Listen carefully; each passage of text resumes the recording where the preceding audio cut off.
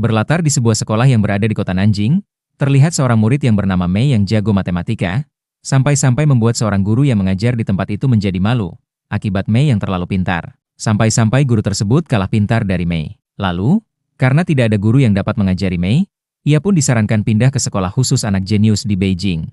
Dalam perjalanan pulang tiba-tiba,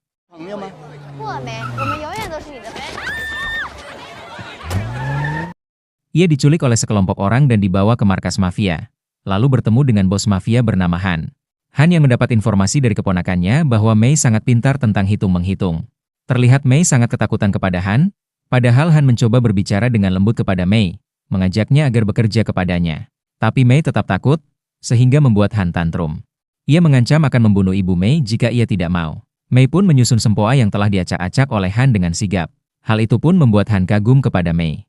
Lalu Han mempekerjakan Mei di bagian hitung-menghitung uang. Lalu Han menunjuk Chang, salah satu anak buahnya, sebagai ayah angkat baru Mei yang akan membawa Mei ke Amerika. Dan sebagai imbalannya, Han berjanji akan mengurus ibu Mei yang sakit keras.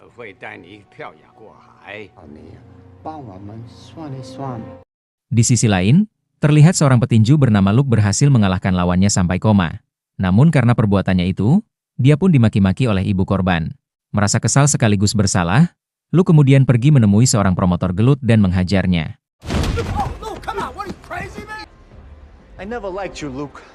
Ternyata lawan Luke sebelumnya hanya YouTuber. Oleh karena itu Luke mengalahkannya dengan mudah, dan Luke sangat kesal merasa telah tertipu. Tapi si promotor malah balik marah karena merasa rugi. Karena seharusnya Luke kalah di pertandingan yang sudah diatur. Namun, ada yang lebih rugi, yaitu Emil Doceski, yang sudah kalah dalam taruhan tersebut. Dan si promotor mengatakan bahwa Emil akan menghabisi mereka semua jika tidak menyerahkan nyawa Luke. Dan inilah yang terjadi. Dalam perjalanan, Luke menghubungi istrinya dan menyuruhnya pergi dari rumah itu. Namun, sesampainya di rumah, Luke terpaku terdiam, mendapati istrinya yang sudah meninggal, diikuti sekelompok pria yang membunuh istrinya. Ia berjalan dan tertunduk lesu di lantai, tanpa sanggup melakukan perlawanan sedikit pun. Putra Emil bernama Vasily ini lantas membacot bahwa dia bisa saja membunuh Luke, tapi dia ingin membuatnya lebih tersiksa dengan menghabisi orang-orang yang Luke sayangi. Lalu Vasily kemudian melepaskan Luke, tapi dengan ancaman siapapun yang berada di dekatnya akan berakhir tragis, persis seperti istrinya.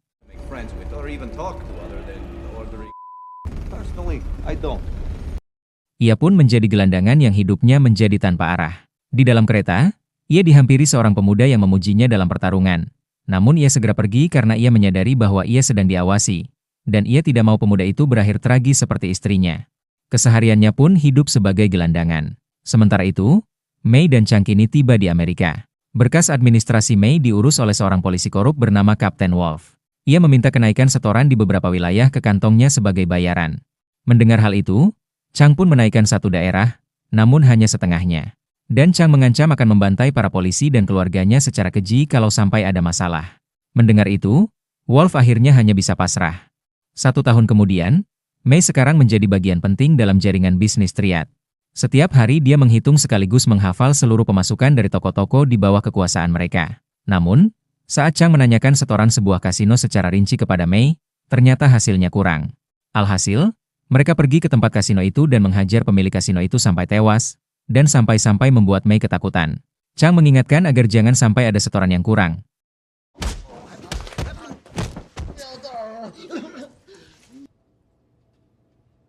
Karena kalau masih terulang maka nasib mereka akan sama seperti bos tersebut. Setelah itu, mereka pergi ke restoran untuk makan, dan terlihat Mei masih sangat trauma atas apa yang telah ia lihat sebelumnya. Chang pun menjelaskan bahwa inilah dunia dan bisnis mereka. Dan kejadian barusan Chang maksudkan sekaligus sebagai pelajaran agar Mei lebih patuh padanya. Di sisi lain, Luke juga makan dengan para gelandangan yang berada di penampungan gelandangan. Pada saat waktu tidur, ia dihampiri seorang gelandangan yang tertarik dengan sepatunya. Luke terkejut melihat gelandangan itu melepas sepatunya, dan kaki gelandangan itu melepuh sangat parah. Sehingga Luke yang tidak tega dengan gelandangan itu, ia memberikan sepatunya yang bagus kepada gelandangan tersebut. Sementara itu, di rumah Chang, Mei dibangunkan oleh seorang wanita bernama Ling. Dengan bisik-bisik, Ling memberi kabar bahwa ibu Mei meninggal di rumah sakit. Dia memberitahu Mei agar Mei bisa mendoakan ibunya. Keesokan paginya, saat Luke terbangun, ia melihat gelandangan semalam masih belum terbangun. Namun, saat ia membuka selimutnya, ternyata pria itu sudah meninggal dengan luka menganga di lehernya. Malamnya, Han datang dari Cina dan dijemput Chang di bandara. Sesampainya di markas, Han memberikan kertas berisi angka-angka yang langsung dihafal oleh Mei dengan cepat. Setelah itu, kertas tersebut dibakar, dan satu-satunya catatan yang tersisa hanya di dalam kepala Mei. Di tengah jalanan kota, Luke tak sengaja bertabrakan dengan sesama gelandangan. Namun, orang tersebut ternyata seorang pencopet, dan terbukti saat Luke ingin membayar belanjaan di warung, dompet yang ia bawa sudah tidak ada. Sehingga, ia pun diusir dari tempat itu. Seketika ia teringat dengan gelandangan yang menabraknya tadi, yang membuatnya tertawa atas masalah yang terjadi dalam hidupnya.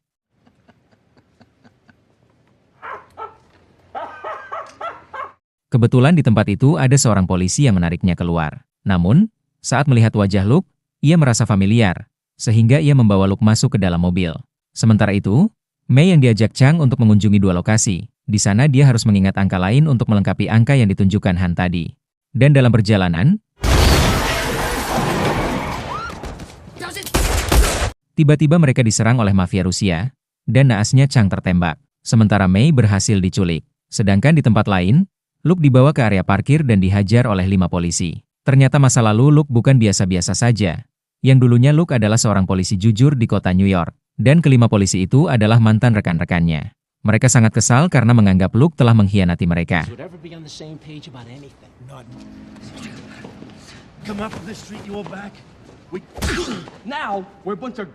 Salah satu polisi bernama Lasky bahkan memberikan pistol untuk menyuruh Luke mengakhiri hidupnya. Tapi Luke memilih pergi dan tidak menggubris semua perkataan mantan rekannya itu.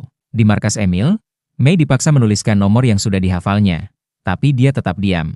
Tiba-tiba saja Ling muncul. Dan terungkap bahwa Ling telah berkhianat. Kemudian Ling berusaha membujuk Mei untuk memberitahu angka-angka rahasia itu. Namun Mei dengan tegas menolak, menyadari bahwa Ling hanya dimanfaatkan. Dan benar saja, Ling langsung ditembak menggunakan senapan.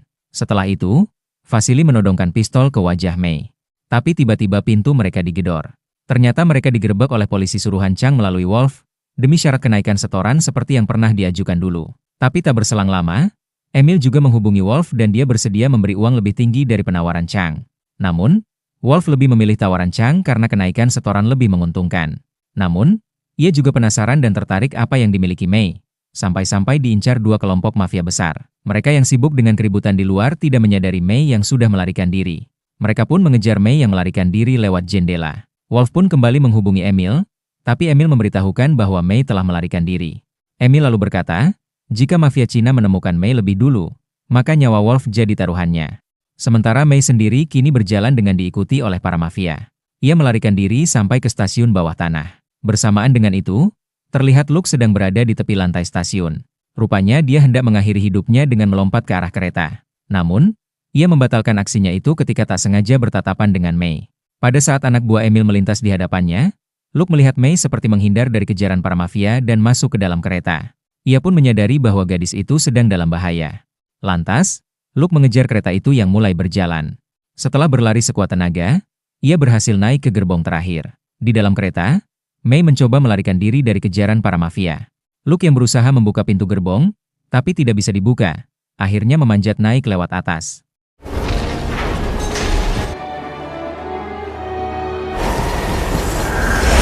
Luke pun berhasil masuk, sedangkan Mei terdesak di ujung gerbong dan anak buah Emil makin dekat.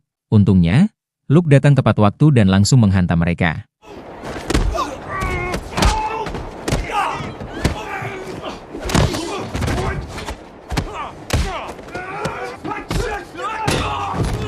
Pertarungan mereka membuat para penumpang ketakutan. Luke pun menanyakan keadaan Mei. Apakah dia baik-baik saja? Tetapi Mei hanya terdiam. Mungkin ia takut kepada Luke. Namun, ketika para penumpang keluar, Mei juga langsung keluar dari kereta tersebut. Sontak, Luke kembali mengejar Mei, tetapi ia sudah kehilangan jejak gadis itu. Sementara itu, Mei terlihat dicegat oleh 2 polisi. Mereka yakin bahwa gadis ini adalah target buruan mereka, lalu segera memasukkannya ke mobil. Tapi belum sempat mereka tancap gas, tiba-tiba Luke datang. Melihat beberapa mobil polisi mendekat, Luke segera membawa Mei kabur. Lalu Luke bertanya kepada Mei mengapa dia diburu para penjahat itu. Namun, Mei tidak mengubris pertanyaan dari Luke. Sementara itu, anak buah Emil masih mengejar mereka, dan terjadilah aksi kejar-kejaran brutal di jalan raya, sampai-sampai membuat Mei ketakutan.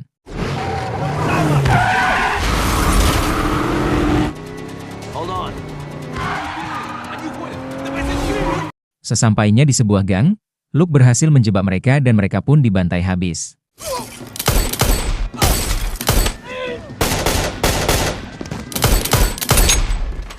Setelah itu, Luke pergi ke hotel dan memesan sebuah kamar dengan identitas Ivanov. Identitas tersebut ia dapat dari salah satu mafia yang ia kalahkan sebelumnya. Saat berada di kamar, Luke kembali mencoba menanyakan alasan dua kelompok mafia selalu mengejar Mei. Setelah sekian lama, akhirnya Mei pun mempercayakan itu semua kepada Luke. Pada saat Luke memberitahukan alasan ia menyelamatkan Mei, karena Mei sudah menolongnya. Akhirnya Mei pun menceritakan semua yang dia tahu, termasuk angka-angka unik yang harus dihafalnya. Mendengar potongan angka, Luke menyadari bahwa yang Mei hafalkan adalah kode brankas. Sementara itu, Chang berhasil melacak keberadaan Mei. Sesampainya di hotel, Chang langsung bertanya kepada resepsionis tentang ciri-ciri pria yang membawa Mei. Tetapi resepsionis itu awalnya tidak ingin memberitahukannya, karena menjaga privasi mereka. Karena tidak mau menjawab nomor kamarnya, Chang lantas menodongkan pistol. Namun tak lama, security hotel datang dan baku tembak pun tak terhindarkan.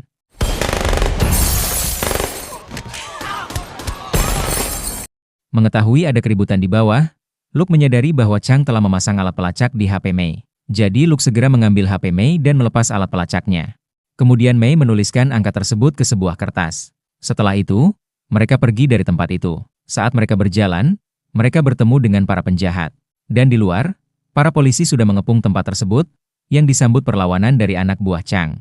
Sementara itu, Luke juga ikut baku hantam, karena jalan keluar sudah dikepung oleh anak buah Chang.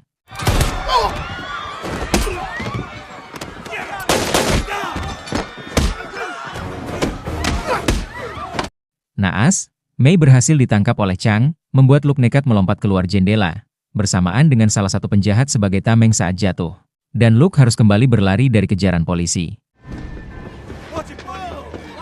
Dengan cerdik, Chang keluar dari hotel dengan memanfaatkan keramaian para tamu yang keluar dari tempat itu, agar para polisi tidak dapat menembak mereka.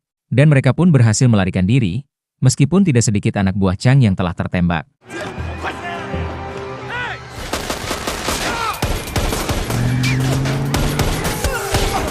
Di tempat lain, Luke merebut mobil dari pemiliknya untuk melarikan diri, lalu berhenti dan pindah naik taksi. Dalam perjalanan, Luke menelepon Vasily, berpura-pura jadi Ivanov dengan berbahasa Rusia. Luke berpura-pura menjadi Ivanov dan memberitahukan bahwa ia sudah mendapatkan angka itu, yang seketika membuat Vasily langsung mengirim lokasinya. Sementara itu, Wolf menemui wali kota yang menanyakan keterlibatan Luke. Namun, Wolf belum punya jawabannya. Kemudian wali kota membongkar informasi bahwa dulunya Luke adalah orang paling mematikan yang masuk dalam pasukan khusus untuk membantai para penjahat. Namun, keberhasilannya justru membuat rekan-rekan polisinya serakah. Luke sempat ingin melaporkan teman-temannya yang korup, namun dia mendapat banyak halangan.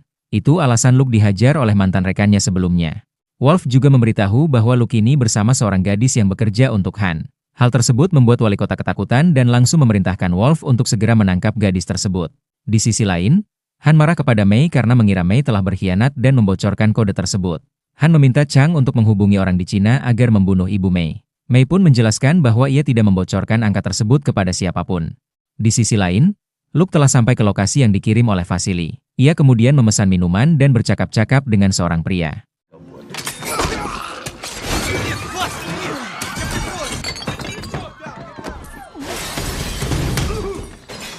Setelah berhasil mendapatkan Vasily, Luke kemudian menelepon Emil dari HP Vasily dan mengaku sudah menyekap anaknya.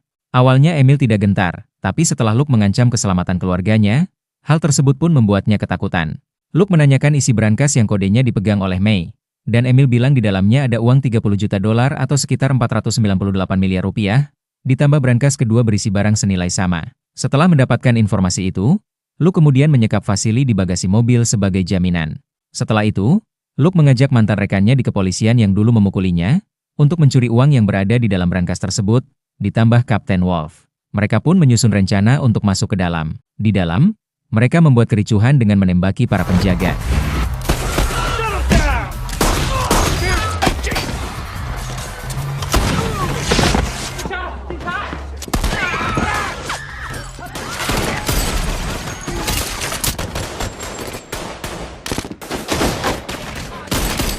Namun tanpa disangka, Wolf menembak mati salah satu rekannya dan berpura-pura menembaki mafia yang sudah tewas agar tidak dicurigai. Kini mereka sampai ke tempat tujuan. Mereka meledakkan pintu masuk dan bersiap membuka brankas dengan kode kombinasi. Tetapi sebelum membuka brankas, Luke menyuruh mereka meletakkan senjata masing-masing di lantai. On the floor.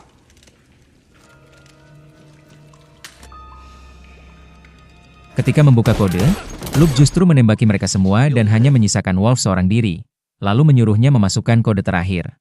Dan pintu brankas pun terbuka, terlihat banyak sekali uang di dalamnya. Setelah itu, mereka keluar dengan santai melewati para polisi, seolah bukan mereka yang membuat keributan. Lalu mereka pergi dengan santai dari TKP. Namun sesampainya di jalan sepi, Luke mengikat Wolf dan menyimpannya ke dalam bagasi. Kemudian Luke menelepon wali kota untuk meminta nomor telepon stafnya yang bernama Alex. Setelah itu, saat menghubungi Alex, ia mengatakan bahwa dia sudah memegang uang 30 juta dolar. Selain itu, Luke juga menanyakan isi brankas kedua. Alex pun menjawab bahwa brankas itu berisi kaset rahasia yang bisa membuka kebusukan wali kota. Lantas Luke membuat kesepakatan, yaitu Alex harus menyelamatkan May dari mafia. Sebagai imbalannya, seluruh uang itu akan diberikan kepada Alex. Alex pun menyetujuinya dan bertemu dengan Chang. Alex berpura-pura akan menulis kode kombinasi yang akan disebutkan May. Namun tiba-tiba,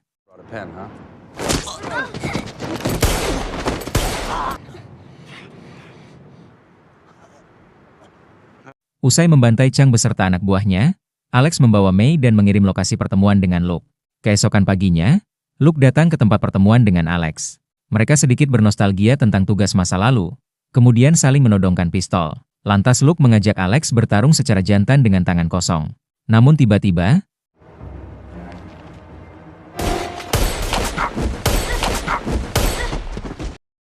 May melepaskan tembakan. Berkat May, akhirnya Luke bisa menghabisi Alex. Luke pun merasa terbantu atas tindakan May. We save each other. Setelah itu, Luke membebaskan Wolf dan memintanya memulangkan Vasily kepada Emil. Dia juga menyerahkan uang 50.000 sesuai kesepakatan awal. Sebelum pergi, ia menegaskan kepada Vasily agar tidak kembali mengganggunya. Kemudian May mengirimkan uang 30 juta dolar itu kepada Han. Lewat surat, May juga mengancam Han untuk tidak macam-macam, sebab dia memegang kunci semua kejahatan Han. Setelah semua masalah selesai, Luke berniat membawa May pergi ke luar kota bersamanya. Namun, ia merasa tidak bisa menjadi ayah yang baik untuk May. Lantas May menjawab bahwa dia tidak butuh ayah, melainkan seorang teman. Dengan senang hati, Luke menyanggupi dan berencana mendaftarkan May di sekolah khusus anak-anak jenius. We safe. One day at a time. Dan film pun tamat.